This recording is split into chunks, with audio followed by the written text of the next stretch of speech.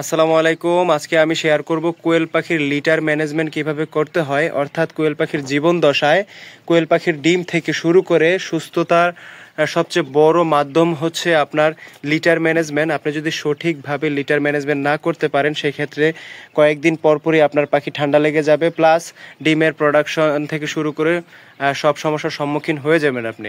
তো আজকে আমরা 2টা লিটার নিয়েছি। লিটার বলতে কাঠের কুড়া নিয়েছি, অর্থাৎ আপনাদের কাছে যদি ধানের চিটা থাকে তাহলে অবশ্যই ধানের চিটাটা ব্যবহার করবেন। ধানের চিটাটা ব্যবহার করলে ঠান্ডার সমস্যাটা খুব কম হয়। আর এখানে আমি 10 দিন পুরনো একটা লিটার নিয়েছি, এই যে দেখতে পাচ্ছেন। আর এখানে নিয়েছে নতুন একটি লিটার। তো কিভাবে লিটার ম্যানেজমেন্টটা করতে হয়, প্রথমত আমি বলবো যে এই যে লিটারটা, এটা আপনারা ভালোভাবে শুকিয়ে নেবেন। মিল থেকে আনার পর ভালোভাবে শুকিয়ে তারপরে আপনারা এখানে বিছিয়ে দিবেন।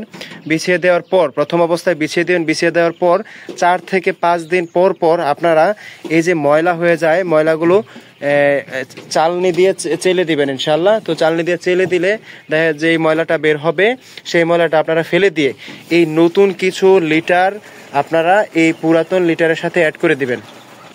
প্রথমত আমি বলবো যে স্পেসে পাখিগুলো দিবেন সেই স্পেসে বেশি পাখি দেওয়া যাবে না। সেটা হচ্ছে আপনার প্রতি স্কোয়ার ফিটে সর্বোচ্চ 5টা পাখি আপনারা দিতে পারবেন।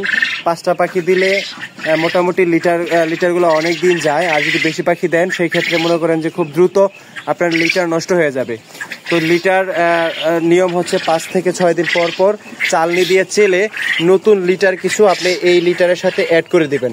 অ্যাড করে তারপরে আপনি এভাবে বিছিয়ে দিবেন আবার। তো এই লিটারটাকেই আবার আপনি 5 থেকে 6 দিন পর পর চেলে নতুন কিছু লিটার অ্যাড করে দিবেন, ঠিক আছে?